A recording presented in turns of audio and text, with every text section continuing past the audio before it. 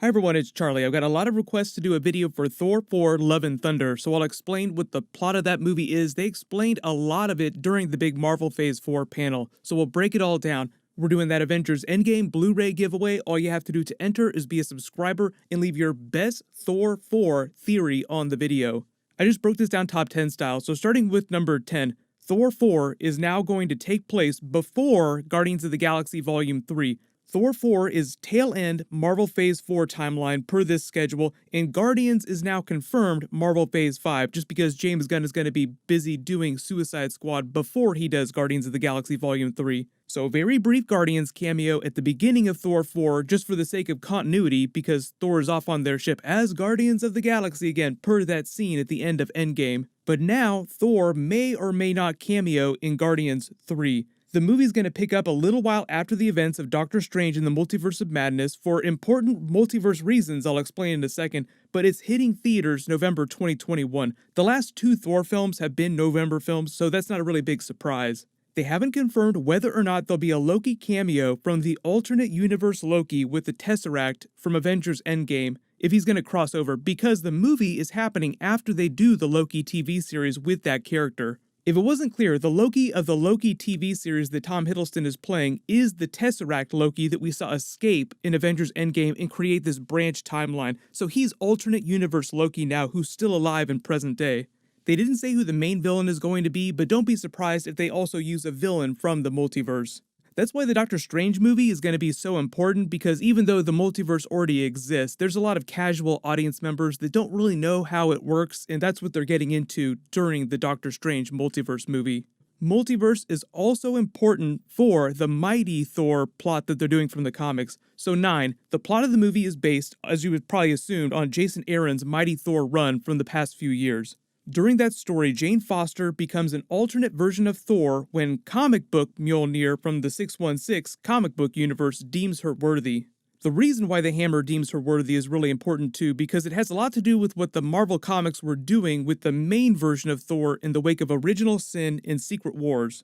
What they did is when he became unworthy of the hammer, he stopped calling himself Thor and just called himself Odin's son, and they used the Thor name as more of a title that you could pass around instead of just a regular name. Like, my name is Charlie. You don't pass that around unless I have a son and then name him Charlie.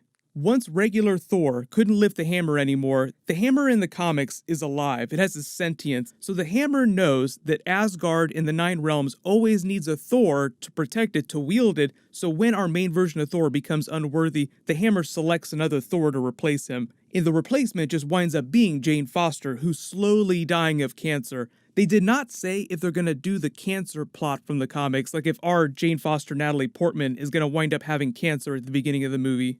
But number 8, as you probably suspected, MCU Thor is still worthy of the hammer at the end of Avengers Endgame, so that creates some problems. They'll have to change the comics quite a bit. Taika Waititi is writing the script for the movie and directing, just like he did the script for Thor Ragnarok and directed, and that movie was a mashup of Planet Hulk, Gore the God Butcher, Angela, and comic book Hela. So the actual plot of Thor 4 will be a remix of Mighty Thor with a bunch of other deep cuts from the classic Thor comics. 7, Valkyrie is still going to be King of Asgard during the movie and going forward into Marvel Phase 5. They revealed that she'll also select a queen to join her on the throne. New Asgard is still going to be on Earth in Norway, but because all those Asgardians were unsnapped or blipped back by the Hulk during Endgame, now there are double what there were before. Still a fraction of their former population before Hela and Thanos then killed a bunch of them the old-fashioned way, but the actual job of being King of Asgard will just be a much bigger deal with that many more subjects to handle. 6, as you probably assume, Natalie Portman is returning as Jane Foster as a main character during the movie. Even though she was briefly in Avengers Endgame, this is actually kind of funny, her cameo, the Reality Stone scene, was actually taken from a deleted scene in Thor Ragnarok that they just added Rocket to. Natalie Portman never set foot on the set of Avengers Endgame and never really had anything to do with it. After Thor the Dark World came out, she did pretty much everything she could to get people to forget that she was ever in a Thor movie. During Avengers Age of Ultron, they sort of relegated her off into the distance. Thor's like, oh, she's off studying science and Asgardian technology somewhere safe. Fun fact too, Thor the Dark World heralded as one of the weakest MCU scripts by the fandom. The same people who wrote Avengers Infinity War and Avengers Endgame wrote Thor the Dark World, Marcus and McFeely. They also wrote all the Captain America movies, so part of the reason why they used all that Thor the Dark World stuff during Avengers Endgame was to, one, kind of make fun of themselves for their own bad script, but two, to retcon a lot of those things with new scenes like all the Frigga stuff to make it seem like a much better movie in retrospect. Just a really funny side detail. But 5. In order for Thor 4 to make Jane Foster become an alternate version of Thor, Taika Waititi said during the movie she will be referred to as Mighty Thor when she's in Thor form. She'll have to wield a version of Mjolnir. She has to be deemed worthy by a version of the hammer, and that only works when you have Mjolnir. Stormbreaker, which regular Thor still has right now, doesn't have a worthiness enchantment on it, so anyone who's physically strong enough can pick it up. That's why Thanos is able to lift Stormbreaker and use it against Thor during their big fight. But here's the thing, at the end of Avengers Endgame, Captain America casually takes Mjolnir back to Thor the Dark World, so they don't have a version of Mjolnir in present day because Hela blew that one up at the beginning of Thor Ragnarok.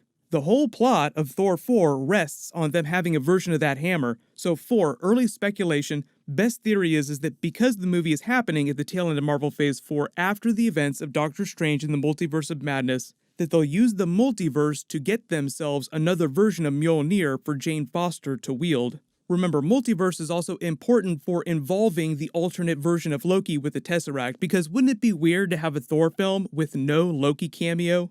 They did the exact same thing with Thor's hammer after Secret Wars. You have hundreds of different versions of Thor in Secret Wars running around. When they fixed everything, Ultimate Thor's hammer, which coincidentally looks just like MCU Stormbreaker, winds up in the 616 universe, waiting till another person came along to pick it up and become another alternate version of Thor. That version of Thor that wielded Ultimate Thor's hammer was called the War Thor. He was different from the Jane Foster Mighty Thor, but it's the multiverse hammer explainer that matters. 3, that way you can have 2 versions of Thor in the same movie. One, our regular Thor with Stormbreaker, and a Mighty Thor, Jane Foster, without having to make normal Thor unworthy again, and without having to kill him at the beginning of the movie.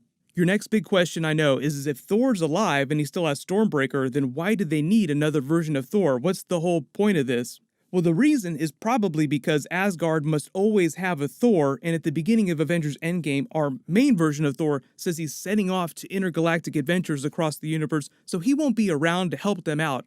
But you say, Charlie, Stormbreaker can open Bifrost bridges, teleporting Thor instantly across the universe anywhere he wants to go. Why is availability a problem if Thor can go anywhere in an instant? So number 2, next early speculation, early theory, is that he'll wind up giving Stormbreaker to Beta Ray Bill after they introduce the character, because Beta Ray Bill's hammer in the comics is called Stormbreaker.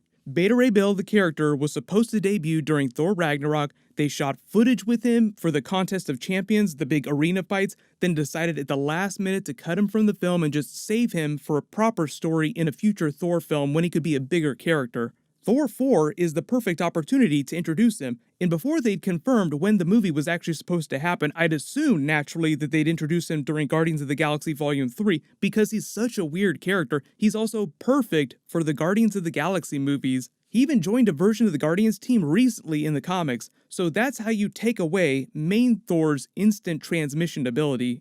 But number 1, probably biggest question you have, I know, is what's going to happen to main Thor and Jane Foster Mighty Thor after Thor 4?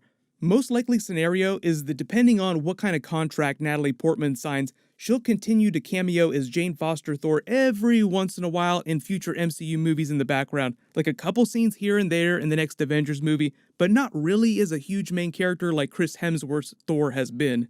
Main Thor will either probably wind up sacrificing himself like he did in the comics during War of the Realms as a way to sort of ice him for a little while till the next Avengers movie, or continue off exploring the universe into Marvel Phase 5. Like, look at what I found in this corner of the universe. There's a big creature calling itself Galactus.